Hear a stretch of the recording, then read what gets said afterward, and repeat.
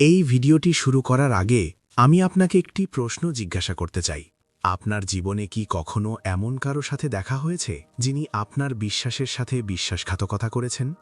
আপনি কি কখনো এমন সম্পর্কের মধ্যে পড়েছেন যেখানে আপনার মনে হয়েছে যে আপনার সঙ্গী আপনার সাথে সম্পূর্ণ সৎ নয়? যদি তাই হয়, তাহলে এই ভিডিওটি শেষ পর্যন্ত দেখা খুবই গুরুত্বপূর্ণ। কারণ বিশ্বাসঘাতকতা, তা যেভাবেই হোক না কেন, আপনার জীবনকে ধ্বংস করে দিতে পারে। এটি কেবল আপনার হৃদয়কেই আঘাত করে না, বরং আপনার আত্মবিশ্বাস, আপনার বিশ্বাস এবং আপনার ভবিষ্যৎকেও প্রভাবিত করে। তাই আজ চাণক্য নীতির সাহায্যে আমরা বুঝতে পারব কিভাবে একজন প্রতারক নারীকে শনাক্ত করতে হয়, যাতে আপনি আপনার জীবনকে সঠিক পথে পরিচালিত করতে পারেন। এখন আজকের বিশেষ ভিডিও একজন প্রতারক নারীকে শনাক্ত করা সম্পর্কে কথা বলা যাক। চাণক্য তার নীতিতে স্পষ্টভাবে বলেছেন যে একজন প্রতারক ব্যক্তি, পুরুষ হোক বা মহিলা, নির্দিষ্ট বৈশিষ্ট্য দ্বারা চিহ্নিত করা যেতে পারে। তবে আজ আমরা বিশেষভাবে মহিলাদের ওপর আলোকপাত করব, কারণ এই বিষয়টি আপনার কাছে খুবই গুরুত্বপূর্ণ হতে পারে। চাণক্য বলেছিলেন যে একজন প্রতারক নারীকে তার আচরণ, তার কথা এবং তার কর্ম দ্বারা চিহ্নিত করা যেতে পারে। তাই আসুন এই বৈশিষ্ট্যগুলি একে একে বুঝতে পারি। প্রথম বৈশিষ্ট্য হল অস্বাভাবিক আচরণ। চাণক্য বলেন যে একজন প্রতারক মহিলার আচরণ অস্বাভাবিক। তিনি প্রায়শই এমন কিছু করেন যা সন্দেহের উদ্রেক করে।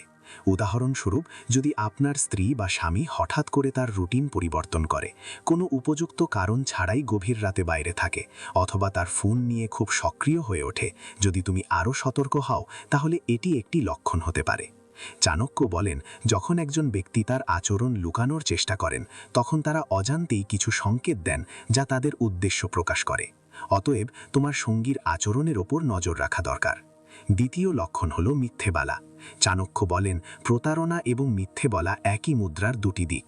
একজন প্রতারক মহিলা প্রায়শই ছোট ছোট বিষয়েও মিথ্যে বলে। সে তার মিথ্যা ঢাকতে আরও মিথ্যা বলে এবং ধীরে ধীরে এটি একটি অভ্যাসে পরিণত হয়। উদাহরণস্বরূপ, যদি তোমার স্ত্রী তোমাকে বলে যে সে তার বন্ধুদের সাথে ছিল, কিন্তু পরে তুমি জানতে পারো যে সে সেখানে ছিল না, তাহলে এটি একটি বড় লক্ষণ। চাণক্য বলেন, একজন মিথ্যেবাদী কখনো বেশিক্ষণ তাদের মিথ্যা লুকিয়ে রাখতে পারে না। অতএব তোমার স্ত্রী বা সঙ্গী কী বলে তাতে মনোযোগ দেওয়া উচিত। যদি তুমি বারবার মিথ্যে বলতে ধরা পড়ো, তাহলে এটি প্রতারণার একটি বড় লক্ষণ হতে পারে। তৃতীয় লক্ষণ হল মানসিক দূরত্ব। চাণক্য নীতি বলে যে একজন প্রতারক মহিলা তার সঙ্গীর থেকে আবেগগতভাবে নিজেকে দূরে সরিয়ে নিতে শুরু করে।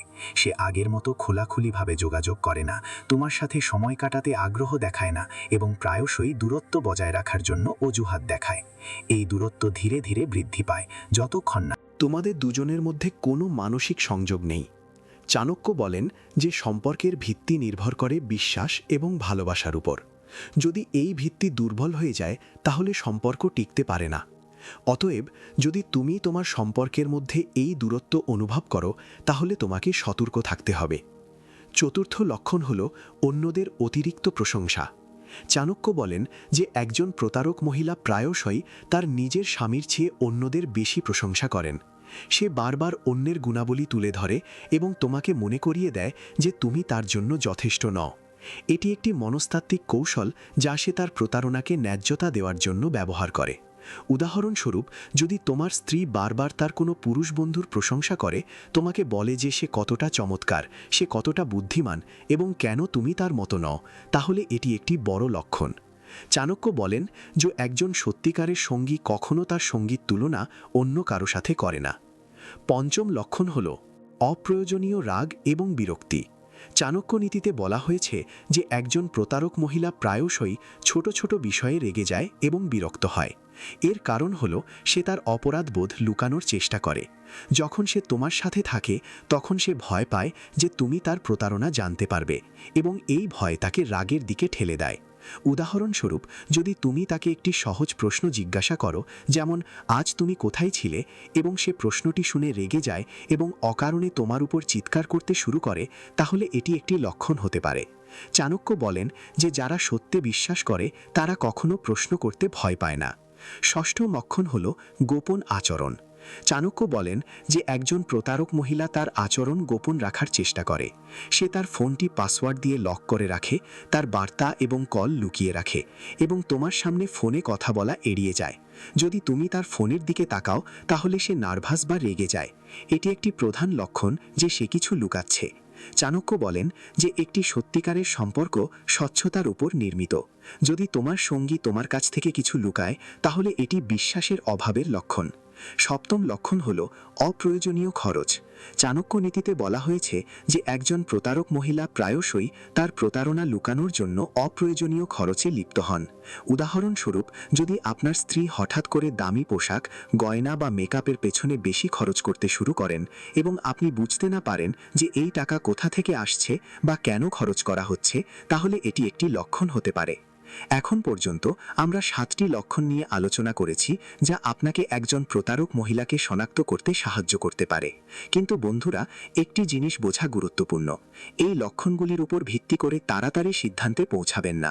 প্রতিটি ব্যক্তির ব্যক্তিত্ব আলাদা এবং এটা সম্ভব যে আপনার সঙ্গী কোনো খারাপ উদ্দেশ্য ছাড়াই এই আচরণগুলির কিছু প্রদর্শন করছে।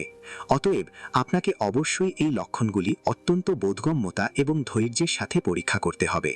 চাণক্য বলেন যে কোনো সিদ্ধান্তে পৌঁছানোর আগে আমাদের অবশ্যই সম্পূর্ণ নিশ্চিত হতে হবে, কারণ একটি ভুল সিদ্ধান্ত আপনার সম্পর্ককে চিরতরে নষ্ট করে দিতে পারে। এখন প্রশ্ন হলো, যদি আপনি মনে করেন যে আপনার সঙ্গী প্রতারণা করছে, তাহলে আপনার কি করা উচিত? চাণক্য নীতিও এই বিষয়ে নির্দেশনা প্রদান করে। প্রথমত, আপনার শান্ত থাকা উচিত। রাগের মাথায় কোনো সিদ্ধান্ত নেবেন না, কারণ রাগ আপনার বিচক্ষণতার উপর প্রভাব ফেলে। এরপর আপনার সঙ্গীর সাথে খোলামেলা কথা বলা উচিত। আপনার কি বিরক্ত করছে তা তাদের বলুন এবং স্পষ্ট উত্তর জিজ্ঞাসা করুন। যদি আপনার সঙ্গী সত্যিবাদী হন, তাহলে তারা আপনার প্রশ্নের উত্তর দেবেন এবং আপনার সন্দেহ দূর করবেন। কিন্তু যদি তারা গড়িমসি করে, রেগে যায় অথবা মিথ্যা বলে, তাহলে আপনার আরও সতর্ক থাকা উচিত। দ্বিতীয় ধাপ হল প্রমাণ সংগ্রহ করা। চাণক্য বলেন যে প্রমাণ ছাড়া কখনো কাউকে দোষারোপ করা উচিত নয়। অতএব আপনার সন্দেহ দূর করার জন্য কিছু সুনির্দিষ্ট প্রমাণ সংগ্রহ করা উচিত। প্রমাণগুলি তার ফোন বার্তা, কল রেকর্ড অথবা তার আচরণের সাথে সম্পর্কিত হতে পারে। তবে একটি জিনিস মনে রাখবেন, আপনার তার গোপনীয়তাকে সম্মান করা উচিত। তার অনুমতি ছাড়া তার ফোন পরীক্ষা করা বা তার উপর গুপ্তচর ভিত্তি করা ভুল হতে পারে। তাই এই বিষয়ে খুব সতর্ক থাকুন। তৃতীয় ধাপ হল পরামর্শ নেওয়া।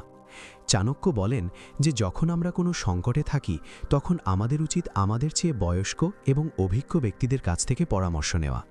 আপনি আপনার বাবা-মা, ঘনিষ্ঠ বন্ধু বা কোনো বিশ্বস্ত আত্মীয়র সাথে এই বিষয়ে কথা বলতে পারেন।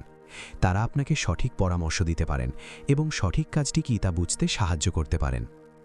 চতুর্থ ধাপ হল আপনার সম্পর্ক মূল্যায়ন করা। চাণক্য বলেন যে আমাদের সময় সময় আমাদের সম্পর্ক মূল্যায়ন করা উচিত। এই সম্পর্কটি আপনার জন্য সঠিক কিনা তা নিয়ে আপনার চিন্তা করা উচিত। তোমার সঙ্গী কি তোমার বিশ্বাসের যোগ্য? যদি তুমি মনে করো যে তোমার সঙ্গী বারবার প্রতারণা করছে এবং তাদের ভুল সংশোধন করতে অনিচ্ছুক, তাহলে তোমার কঠিন সিদ্ধান্ত নিতে পারে। চাণক্য বলেছেন যে একটি বিষাক্ত সম্পর্ক তোমার জীবনকে ধ্বংস করতে পারে, তাই তোমার আত্মসম্মানকে সর্বাগ্রে রাখো। এখন আমি তোমাকে এই বিষয়ের সাথে সম্পর্কিত একটি ছোট গল্প বলতে চাই। আমার এক বন্ধু ছিল যার নাম অজয়। অজয় 5 বছর ধরে বিবাহিত ছিল এবং প্রথম দিকে তার বিবাহিত জীবন খুবই সুখের ছিল। কিন্তু গত 1 বছর ধরে সে তার স্ত্রীর আচরণে পরিবর্তন লক্ষ্য করে। তার স্ত্রী প্রায়শই গভীর রাতে বাইরে থাকতেন, তার ফোন নিয়ে ক্রমশ ব্যস্ত থাকতেন এবং অযথা তার সাথে তর্ক করতে শুরু করতেন।